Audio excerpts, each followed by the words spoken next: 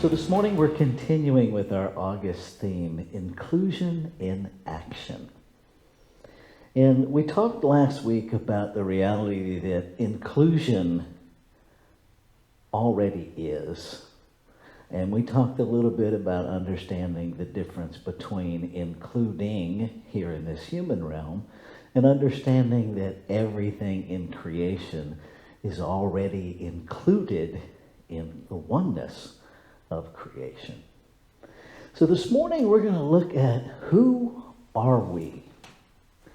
And it's interesting, I've had a couple of conversations with folks about this title, and across the board, most folks are relating, at least initially, to the title as who are we, really being interpreted as who am I? And I think that's an important part to understand the individualized, but that's actually not what the question says. The question says, who are we? And I think there's a significant difference for us to explore about the difference between I and we.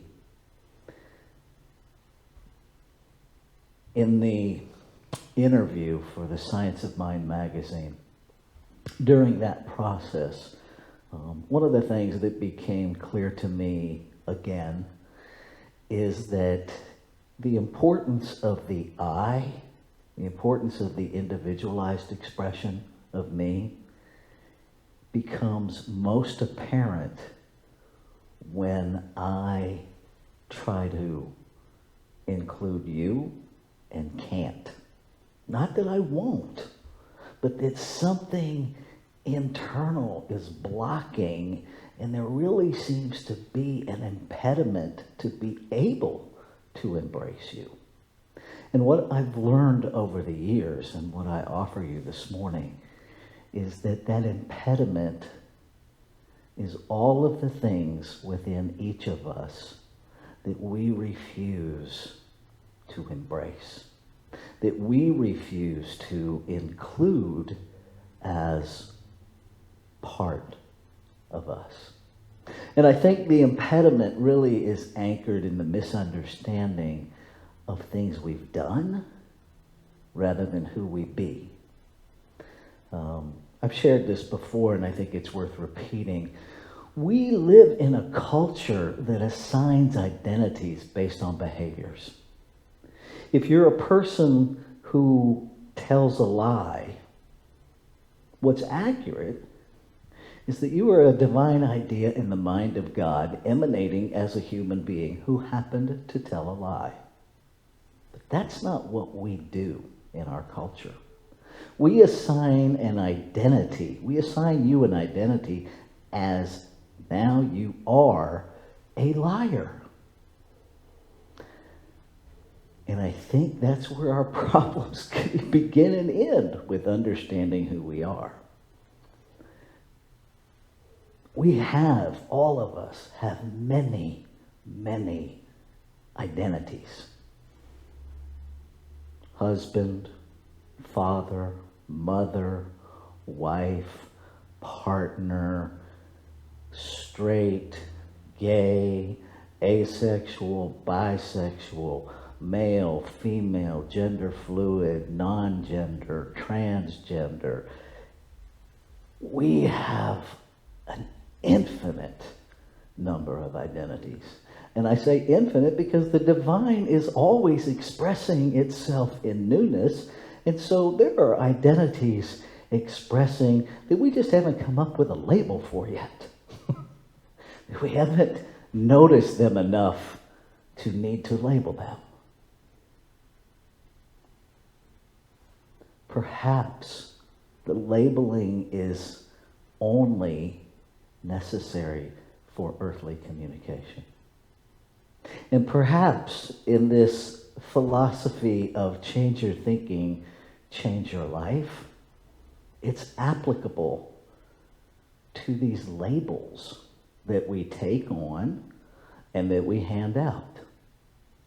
Perhaps what impedes us is not the label, but the belief we've assigned to the label.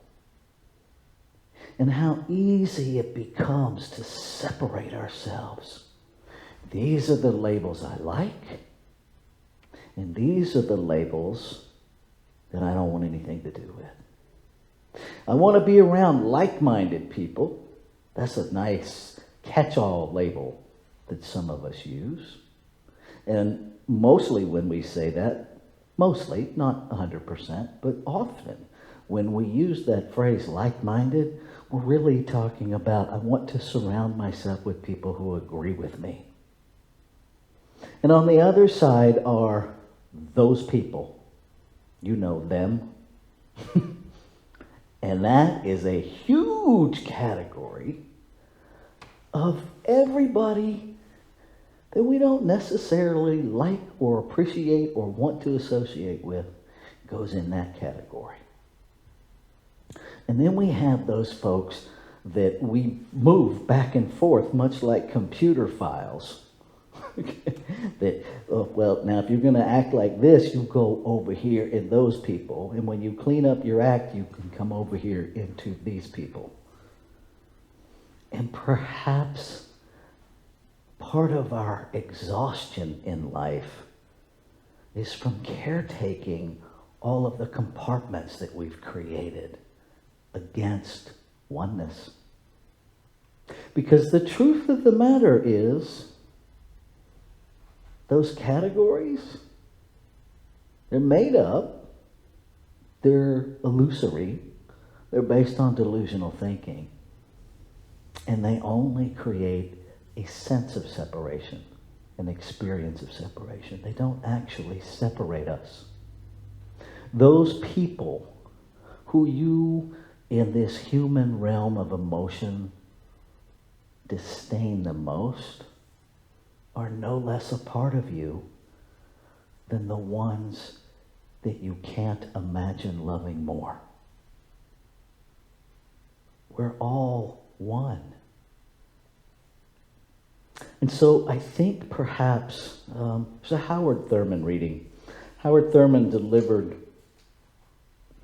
this brief talk at a baccalaureate ceremony titled "The Sound of the Genuine You." And I think it has a tremendous amount to offer us. There is something in every one of you that waits, listens for the genuineness in yourself. And if you cannot hear it, you will never find whatever it is which you are searching. And if you hear it and then do not follow it, it was better that you were never born. You are the only you that has ever lived. Your idiom is the only idiom of its kind in all the existences. And if you cannot hear the sound of the genuine in you, you will all of your life spend your days on the ends of strings that someone else pulls. Now there's more there, but let's stop there. Notice he says the sound of the genuine in you. Now that tells me that this physical package is not the genuine me. It's the physical me. It is the physical emanation that the divine is traveling in. But what if you are so much more than your body? What if you are so much more than you in your human perception can even imagine? What if it's true that within you is infinite possibility to express an identity, a desire of the divine's heart that you have yet to even become aware has been imagined as you. Let me say that again. That you have yet to become aware of, that the divine has already imagined itself as you. I invite you to consider that's the genuine within you. The soul of creation, that creative essence, that place where we get those divine nudges, that knows the genuine in you. And our job becomes to listen. And when we hear it, to follow it, even if it scares the bejabbers out of us. And honestly, I don't know what a bejabber is, but I know I've had them scared out of me many times. What will it take for you, beloved, to know, to move from knowing about to knowing that you are an on purpose, intentional, physical, unrepeatable, only one of you expression of God's heart? What will it take for you to open, to know that, to embody that, to trust that? Beyond the story of our humanness, what will it take for you to go there? Here's what I promise you. If you will just go there, if you will just navigate all of the human lies that warn you not to go there, if you will just entertain the option to navigate all of your attachments in this physical realm, to go to that place within you that is the genuine you, you won't ever even think about looking back. Because the authentic you is so magnificent, so beyond anything that you can manifest in physical form, that you will never again be willing to compromise that for anything in this physical realm. And the beauty of it is you won't even need to, because once we tap into that divine, we tap into a whole new level of power that knows how to manifest everything that is required to express that genuine you. Let's take this into prayer.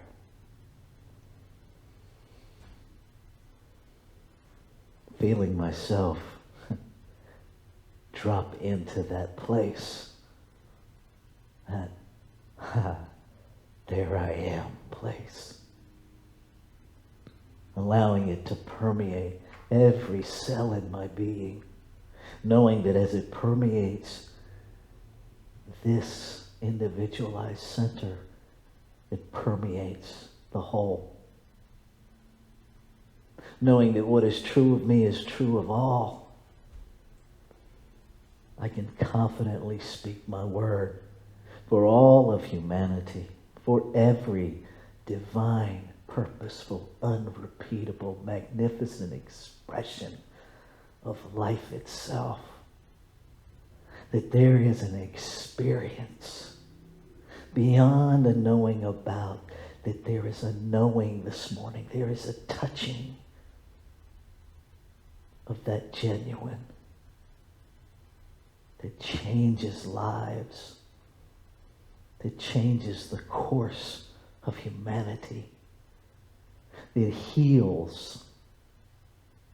It heals every discord as we come into alignment with who we are. Grateful to know the truth. Grateful to feel it, to know it, to sense it, to be it, to allow it to be my life. Grateful to see it in the life of every other emanation. Beyond behavior, beyond appearance, beyond expression.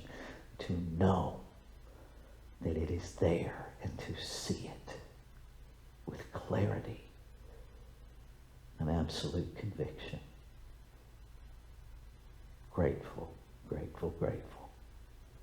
And so I release from this gratitude, I release letting go of any need to control.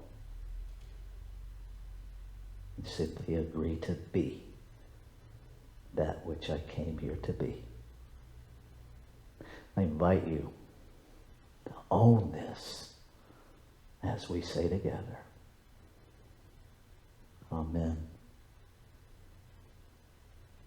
Aho. Shalom. Ashe.